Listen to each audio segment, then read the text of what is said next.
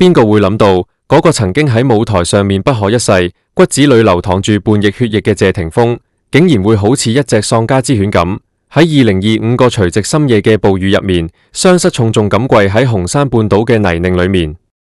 大家知唔知紅山半島係全香港最尊貴嘅豪宅區？但係喺呢一刻，呢度竟然變咗謝霆鋒尊嚴嘅斷頭台。呢晚係2025個除夕夜，本來應該係萬家團圓、暖意融融嘅日子，但係個天好似要全心睇呢場豪門笑話咁，大雨好似冰針咁刮落嚟。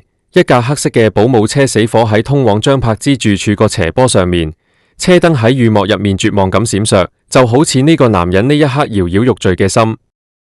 謝霆鋒呢次無叫拖車，甚至連遮都無撐，佢推開車門，成個人瞬間被冰冷嘅雨水吞沒。佢身上嗰件剪裁得體、價值連城嘅頂級定製西裝，呢陣時沉重到好似一把枷鎖，死死啖黐住佢嗰個曾被視為偶像標杆嘅身體。佢開始行，每一步都行得極之慢，好似腳下踩嘅唔係柏油路，而係過去18年佢親手鋪就嘅玻璃渣。隨住博通一聲，喺距離張柏芝住處嗰扇緊閉嘅朱紅大門仲有10米遠嘅地方，佢跪低咗，膝頭哥撞擊地面個門響，喺呢個死寂個午夜顯得格外驚心動魄。呢一跪嘅係佢缺失咗足足18年嘅父愛，跪嘅係佢喺溫香軟玉入面揮霍掉個時光，更加係跪向嗰個佢從來冇真正睇透過個女人張柏芝。佢仰起頭，雨水順住佢深邃個輪廓流進衫領，冰冷刺骨。佢望住2樓透出嚟個微弱暖光，心入面翻江倒海。佢喺中環橫行無阻，喺商界呼風喚雨，但係呢一刻，佢發現自己竟然好似一個等待宣判個死囚。佢自嘲咁扯咗扯嘴角，嗰種深入骨髓個廢墟感瞬間將佢淹沒。佢以為自己仲係嗰個只要招招手就能夠令全世界原諒個少年，卻唔記得咗，有啲裂痕一旦產生，就係天欠地還，再無回頭路。大家可能唔知，大門裏面個監控鏡頭正喺度冰冷咁注視住呢一切，而喺門後個陰影入面，一個少年個呼吸聲比窗外個雷聲仲令佢感到恐懼。謝霆鋒緊握個雙拳入面藏住一份足以令全香港震動個財產轉讓協議，但係喺嗰扇門面前，呢啲紙張輕飄飄到好似一場笑話。呢場係一場預謀已久個宿命清算。佢跪喺呢度，唔單止係求原諒，更加係試圖縫補嗰張一早被風吹散個靈魂殘圖。但係命運個齒輪一早卡死咗，佢等嚟個絕對唔會係溫暖個擁抱，而係比呢場隨夕寒雨更加令人絕望個深淵。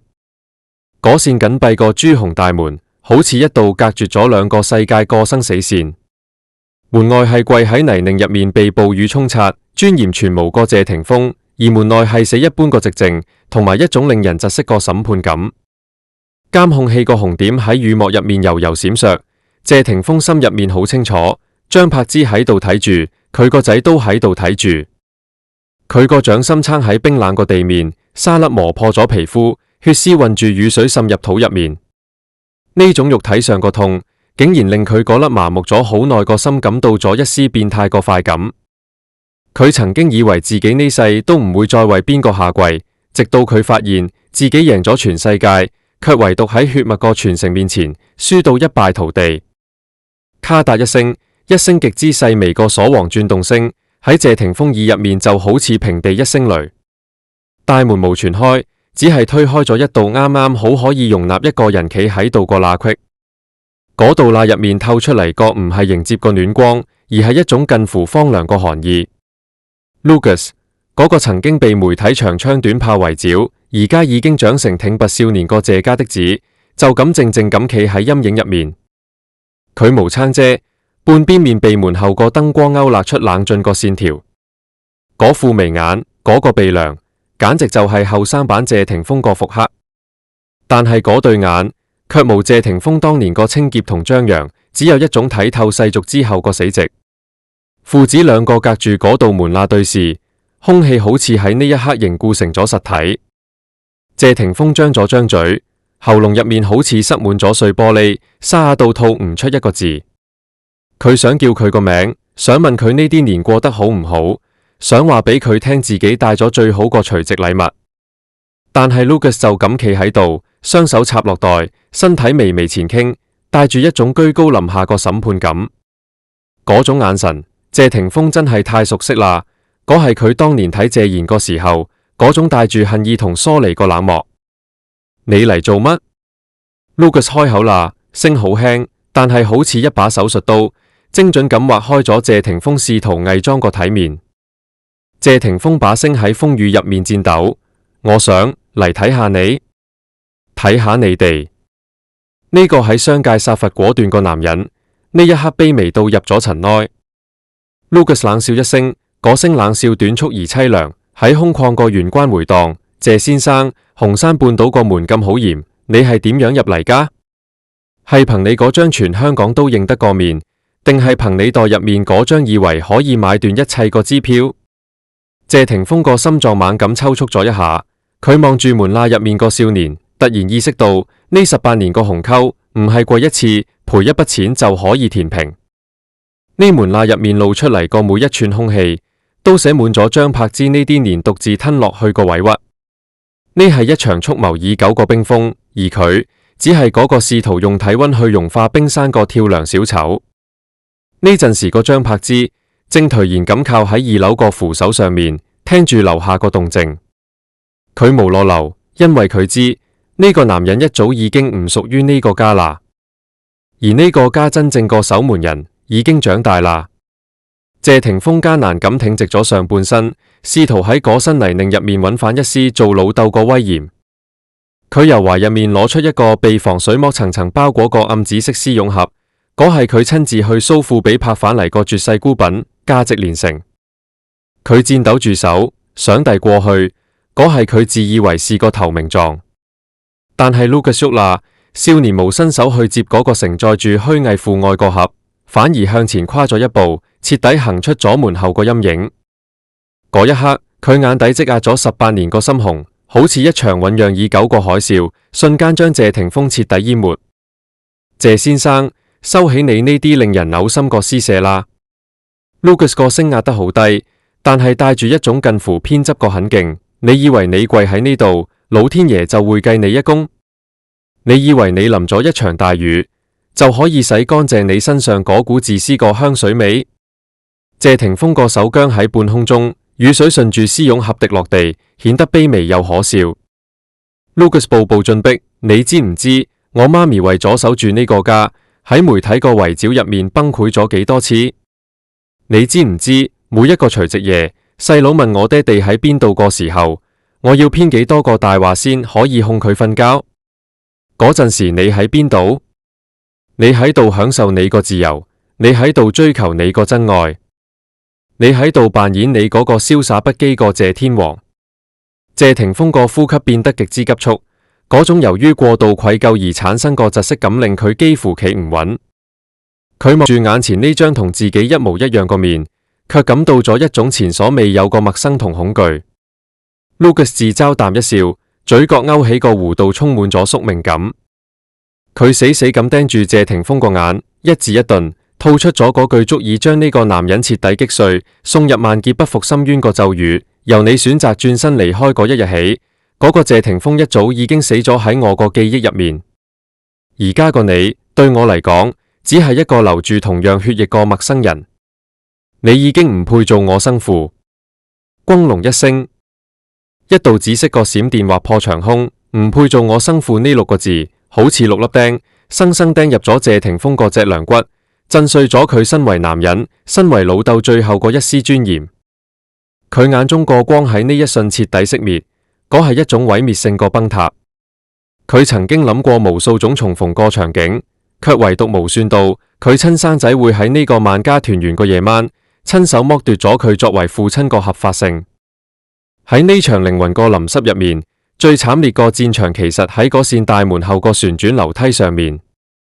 張柏芝就咁攤坐喺冰冷個台階，耳邊係個仔決絕個宣判，窗外係霆鋒破碎個哀鳴。18年，人生有幾多個18年？佢閉上眼，腦入面全部都係破碎個剪影，係深夜抱住發高燒個仔，獨自在醫院長廊等候個姑夕，係面對全香港週刊頭條個冷嘲熱諷，不得不畫上精緻妝容出去戰鬥個偽裝。曾經佢都係嗰個為咗愛可以赴湯蹈火個痴情種。佢曾經以為只要自己退得夠遠，守得夠耐，嗰塊破碎個鏡總有一日可以照出完整個倒影。但係現實係，嗰個男人喺自由個國度入面漫步，而佢卻喺紅山半島呢座豪宅入面，將自己活成咗一座孤島。聽住 Lucas 嗰句石破天驚個你不配，張柏芝終於醒悟啦。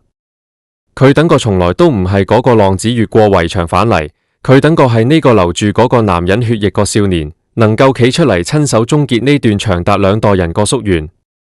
佢撐住扶手企起身，眼神變得無比堅定。佢唔需要嗰個男人再入家門，因為喺呢一夜，佢終於明白嗰個曾經需要男人救助個張柏芝一早死咗，活落嚟個係一個被仔寵成皇后個母親。Lucas 企喺門口，佢睇住眼前呢個名義上個老豆，內心深處湧起個唔係仰慕，而係一種荒誕個悲憫。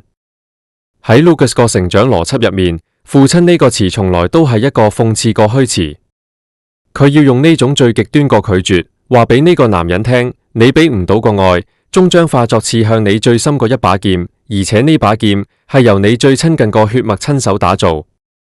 大門內個玄關，張柏芝終於行咗出嚟。霆鋒隔住雨幕，終於睇清咗呢個女人。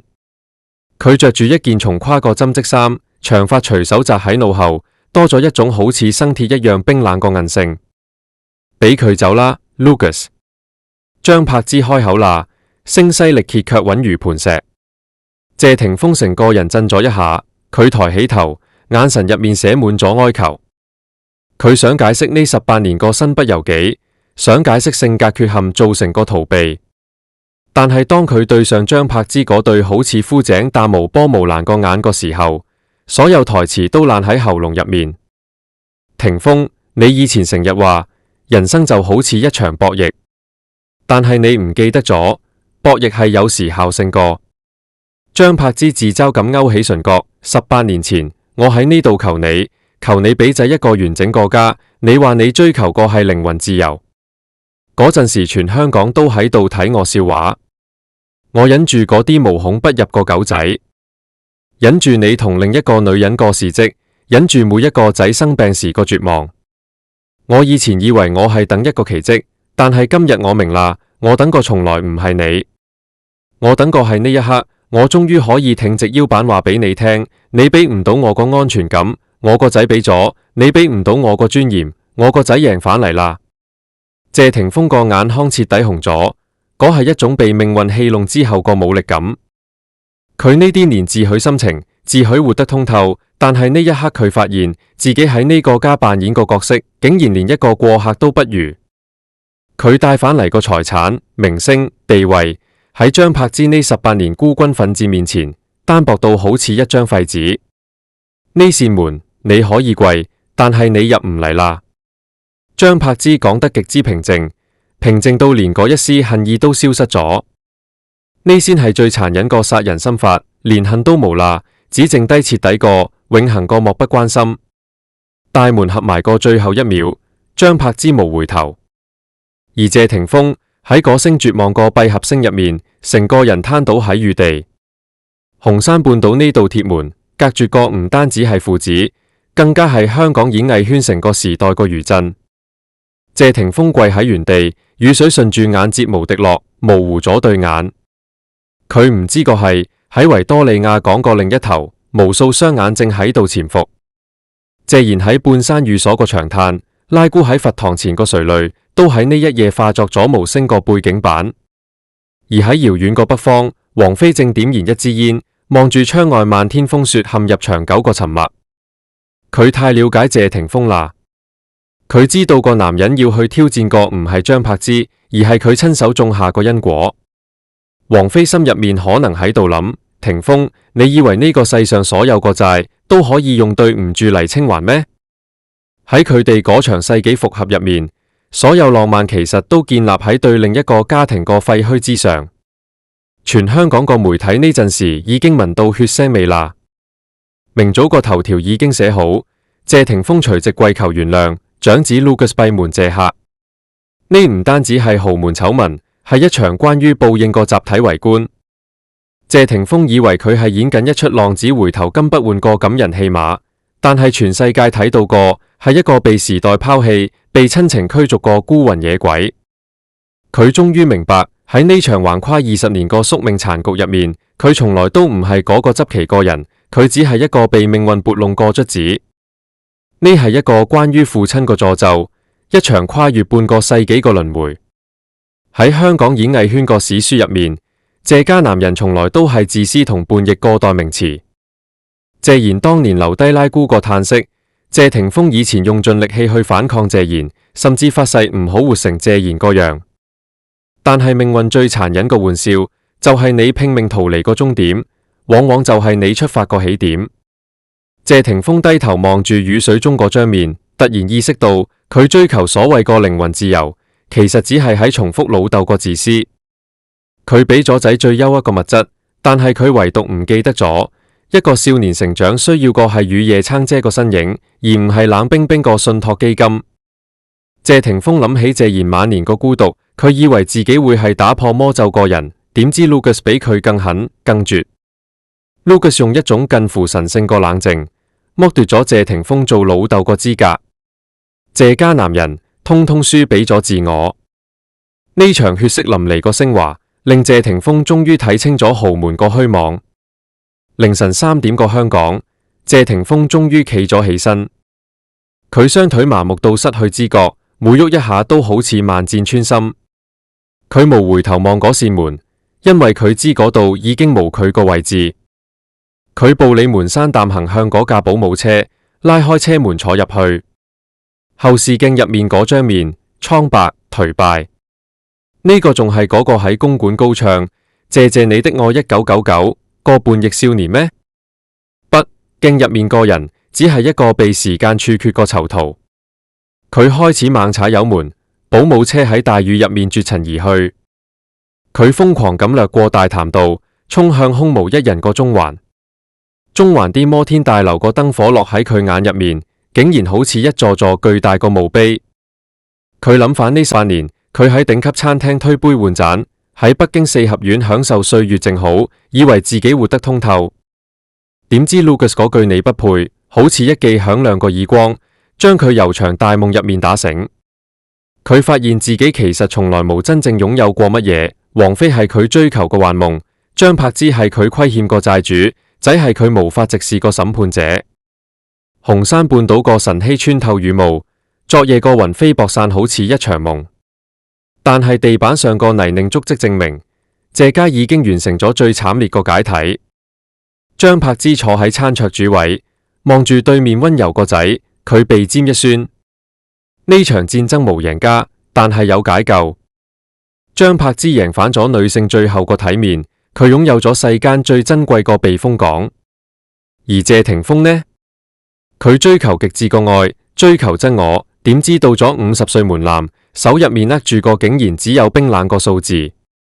佢丟咗個可以遞杯熱水個家，丟咗個本應承歡膝下個仔。呢就係命運最諷刺個注腳。你以為你贏咗自由，其實你只係被生活徹底放逐。呢件事話俾我哋聽，愛係有保質期㗎，責任係要日積月累去兌現個欠條。如果你喺盛年時選擇咗揮霍同逃避，咁你喺暮年時注定要面對嗰句刺骨個你不配。人生如戲，你手入面握住個係沉甸甸個獎杯，定係愛人溫熱個手？謝霆鋒跪低嗰一刻，佢可能先至真正明。可惜呢世上萬般皆有定數，有啲門一旦閂咗，你跪到地老天荒都再難敲響嗰一串慈悲。講到呢度，大家又有咩睇法呢？係覺得謝霆鋒自作自受，定係覺得 Lucas 太過絕情？歡迎喺留言區話俾我聽。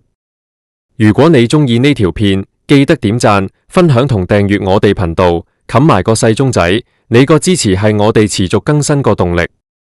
我哋下期再見。